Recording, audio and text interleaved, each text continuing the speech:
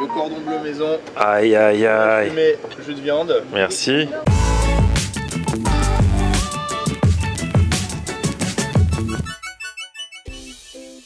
Salut tout le monde, bienvenue, nouveau vlog aujourd'hui, deuxième épisode à Poitiers. Dans l'épisode précédent, vous avez peut-être vu, j'étais avec Olivier, le chef de la cuisine de comptoir. Je me suis régalé chez lui, franchement, allez voir la vidéo. Et si vous passez par Poitiers, n'hésitez pas à faire un tour par son resto.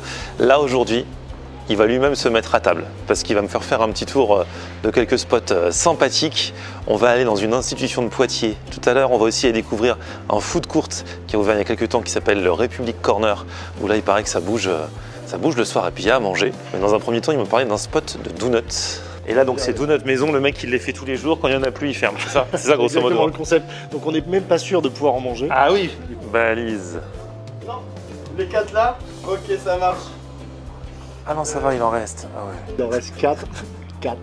Il y a un monsieur devant nous. On a failli se les faire chourer, mais non. Parce qu'en fait, il en restait 8. On prend les 4. On prend les 4. Ça te permet de finir couteau. Ouais, voilà. Ah, est-ce que du coup, maintenant, c'est fini. Vous fermez boutique là. Voilà. Ah, voilà. Si on peut rendre service, hein. Et ben j'en fais un gratuit en plus, vu que vous me faites débaucher plus tôt, vous voyez. Ah là là. Et en face, il y a une cave à vin. Olivier va demander si on peut squatter leur terrasse pour manger les donuts. Donc en fait, pour la petite histoire, ici travaille Maxime, donc qui est mon ancien sommelier. Ah ok, bonjour Maxime. Enchanté. Bon, comme on est dans une cave à vin, on va pas juste manger les donuts, hein. Il faut faire honneur quand même, hein. Avec modération bien sûr. Oh, oh là là, fais voir, tiens, prends-en un et montre-moi un petit peu. Ah, t'as vu ce glaçage là qui coule partout? Ah ouais. Ça c'est du vrai bon donut. Bah bon app à toi. Merci.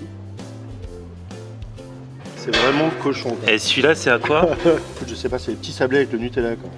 Là on a pris, il en restait 4, on a dit on veut les 4, on a même pas regardé ce qu'il y avait. En fait on n'a pas vraiment eu le choix. On a pris vraiment les... on a pris les derniers, quoi. J'aime bien les deux, ça c'est vraiment cochon, hein. Nutella et du biscuit dessus. Quoi? Aïe aïe aïe. C'est bien parce que tu as un jeu de texture qui est assez marrant. C'est-à-dire que tu as le moelleux du donut, tu as le croquant du biscuit et le fondant de la pâte à tartiner. C'est riche, hein. Allez, on va goûter ça. C'est vrai que le donut en lui-même est super bon. Bien moelleux et tout. Avec le Nutella et les biscuits. Ah, le jeu de texture est cool. Ouais.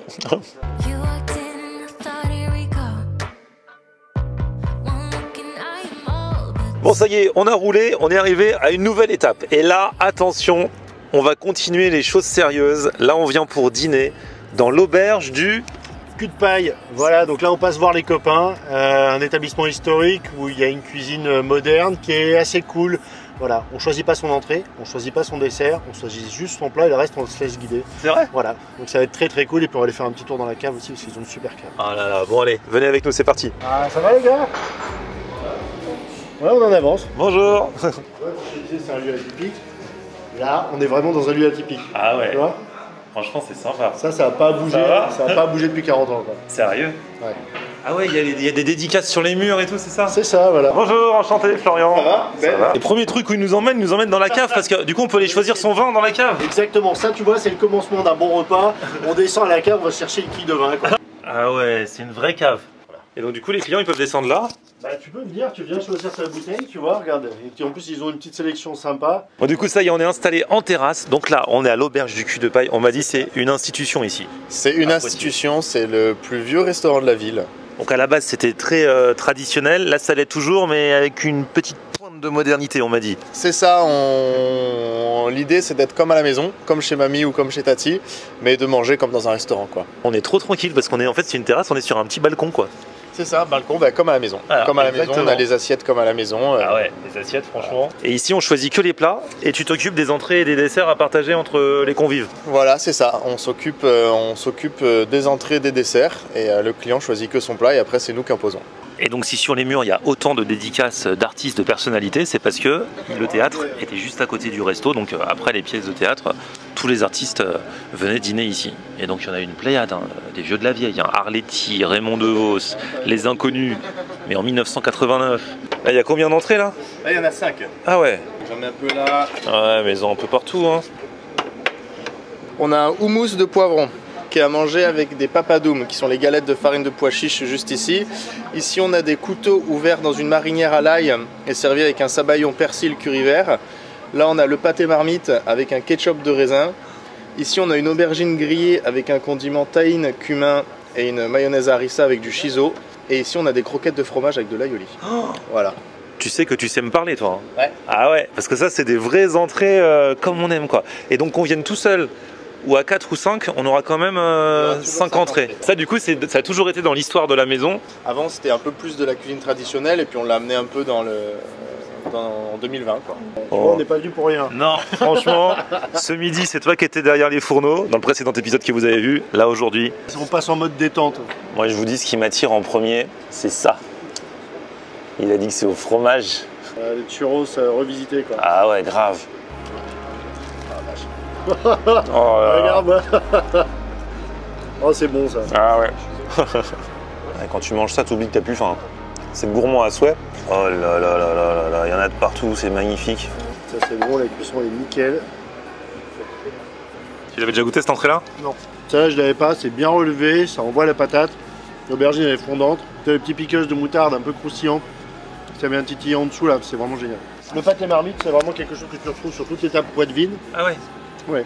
Là tu vois, j'ai la famille d'Autriche qui est venue. On est passé chez le boucher en récupérer. T'as toujours du farci poitevin et t'as toujours du pâté marmite et du boudin noir. Voilà, on va dire que c'est les trois trucs que tu trouves vraiment dans le Poitou-Charentes. Bonne épaisseur là. Le chiso, ouais. Ah, il est bon le pâté aussi. Hein. Un ketchup de cornichon.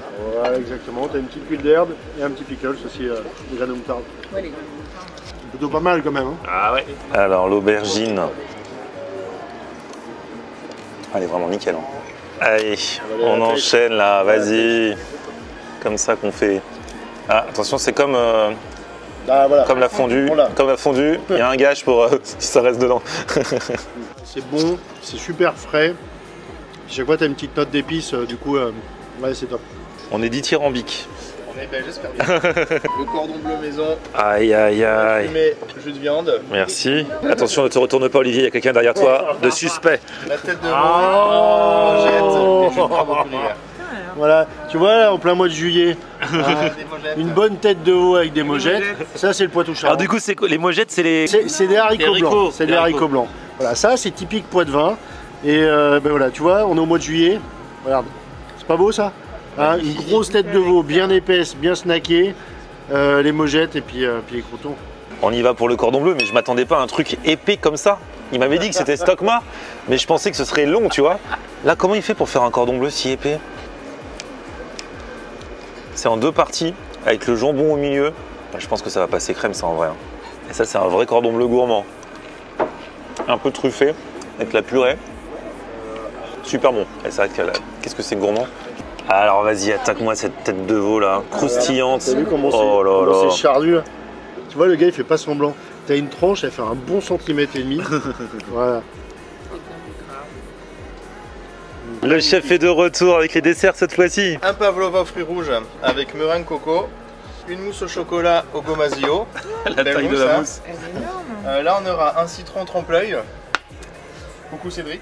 On a une poire pochée dans un sirop à la menthe. Et du coup, c'est quoi tu as dit sur la mousse? C'est du gomasio, c'est du sésame torréfié avec du sel. Attends, mais comment ne pas faire honneur à cette mousse? Je te disais, on n'est pas sur de la mousse. Oh là là là. On n'est pas sur une mousse légère, là. T'es presque sur une. Tu vois, c'est entre la mousse et la ganache. Ah ouais. Et ça, tu vois, ça marche super bien. Parce que tu rajoutes le côté fruits secs, le côté salin, et le chocolat avec le sel, bah, ça marche super bien. Ouais, toujours. Ah, la mousse, j'adore. Ah, t'as raison, Ça avec le lui petit redonne côté un côté. salin.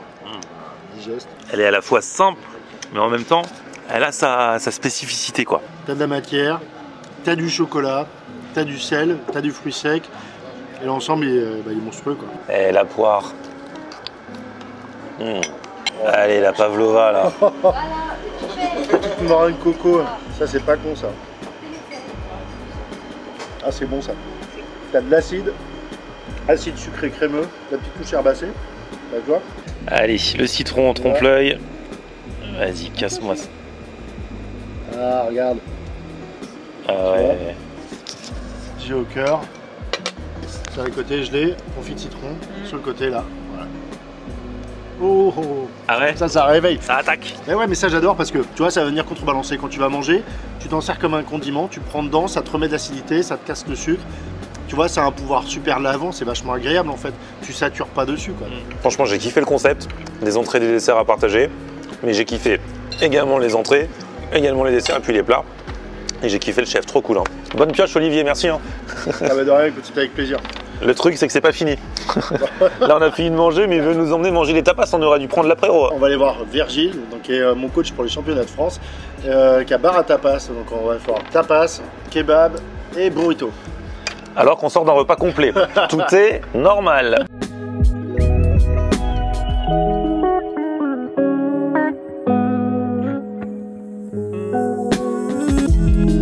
Ouais, donc c'est en mode food court avec plein de stands. Et voilà.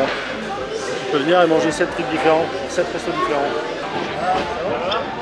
Bonjour, ça va et toi, enchanté? Donc ici bar à tapas, vas-y raconte-moi un peu. Moi j'ai fait beaucoup de restauration gastronomique traditionnelle et puis avec Maxime on a décidé on avait une opportunité de prendre un stand ici pour faire de la street food. Et du coup, on s'est installé là et on propose des tapas. On a lancé un kebab en décembre qui cartonne, donc un kebab maison. Donc nous, on le fait pas à la broche. On cuit notre viande à basse température, donc on fait veau et dinde. Voilà, on travaille avec des petits artisans locaux, des producteurs locaux. On fait des burritos, on fait pas mal de choses. On fait des bagels, on fait des os à moelle, on fait des wings maison, on fait des pré-fous.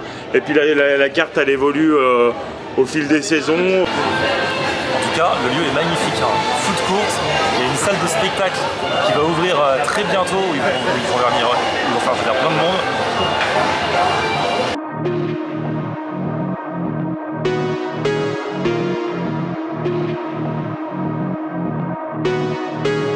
Bon, on attaque avec le burrito.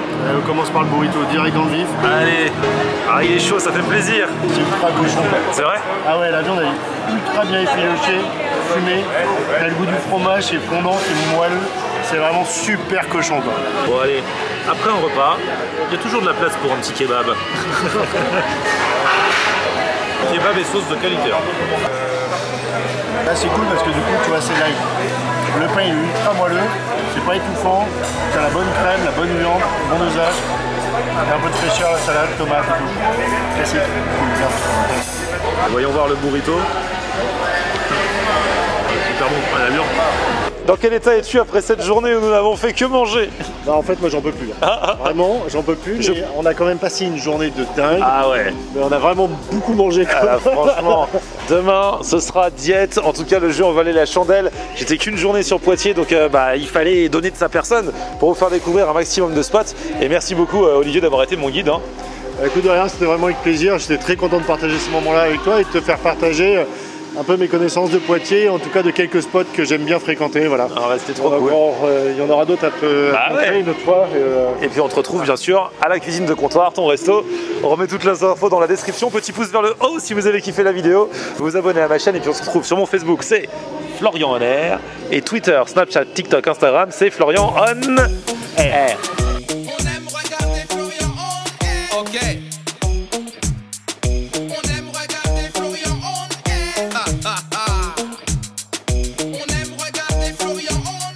Alors tu dis quoi Florian?